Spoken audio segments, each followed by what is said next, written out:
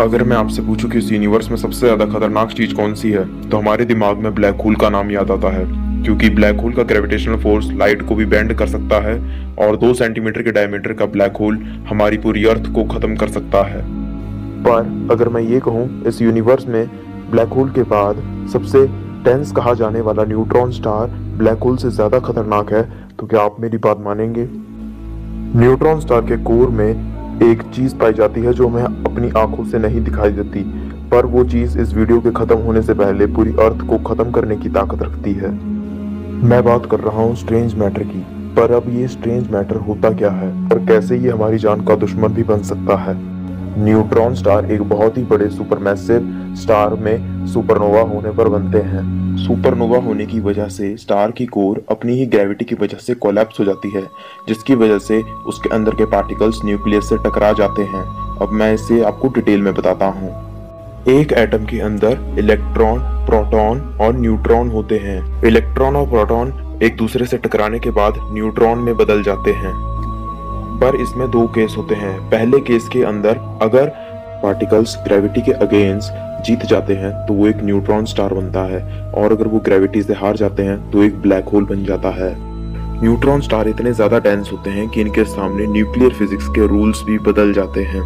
तो देखते हैं कैसे वो रूल्स बदल कैसे जाते हैं। ये जानने से पहले हम ये जान लेते हैं कि वो रूल्स होते क्या हैं। प्रोटॉन और न्यूट्रॉन क्वार्क्स से बनते हैं। क्वार्क्स को स्कूल में सबसे छोटा पार्टिकल कहा जाता है, पर ये क्वार्क्स और भी छोटे पार्टिकल से मिलकर बने होते हैं। क्वार्क्स पूरे 6 टाइप्स के होते हैं, पर प्रोटॉन और न्यूट्रॉन को बनाने के लिए सिर्फ 2 ही क्वार्क्स लगते हैं, अप क्वार्क और डाउन क्वार्क, और बाकी के 4 क्वार्क सिर्फ एक्सट्रीम कंडीशंस में ही एग्जिस्ट करते हैं। क्वार्क्स कभी भी अकेले एग्जिस्ट नहीं कर सकते, और प्रोटॉन और न्यूट्रॉन भी 3 क्वार्क्स के एक साथ मिलने पर ही बनते हैं।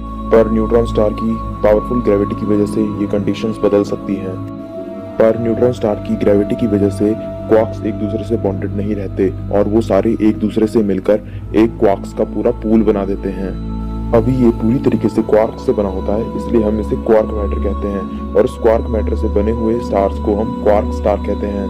अगर हम क्वार्क स्टार पर ज्यादा प्रेशर डाल दें तो वो एक ब्लैक होल बन जाएगा, पर अगर हम उस प्रेशर से थोड़ा सा कम प्रेशर डालें तो उसके अंदर उन 4 क्वार्क में से जो एक्सट्रीम कंडीशंस में मिलते हैं उनमें से एक क्वार्क मिलेगा, और वो होगा strange quark. Strange quark density की सारी लिमिट्स को क्रॉस कर देता है, और स्ट्रेंज क्वार्क बहुत ही ज्यादा स्टेबल होता है, जिसकी वजह से इसे डिस्ट्रॉय करना बहुत ही ज्यादा मुश्किल है। स्ट्रेंज क्वार्क इतना ज्यादा स्टेबल होता है कि अगर एक बार बनने के बाद वो न्यूट्रॉन स्टार से बाहर निकल भी जाए तो भी उसे कुछ नहीं होगा। इन्हीं स्ट्रेंज क्वार्क से बने हुए मैटर को हम स्ट्रेंज मैटर कहते हैं, और यही यूनिवर्स का सबसे ज्यादा पावरफुल मैटर है।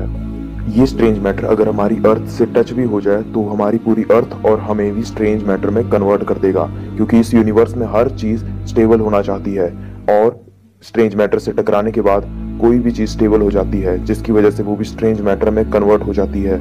पर क्या होगा जब एक स्ट्रेंज मैटर ब्लैक होल के कांटेक्ट में आ जाएगा? इस क्वेश्चन का आंसर आपको अगली वीडियो में मिलेगा। अगर आपको उस वीडियो को देखना है तो आप हमारे चैनल को सब्सक्राइब कर दीजिए, ताकि उस वीडियो के आते ही आपको नोटिफिकेशन मिल जाए और उस क्वेश्चन का आंसर भी।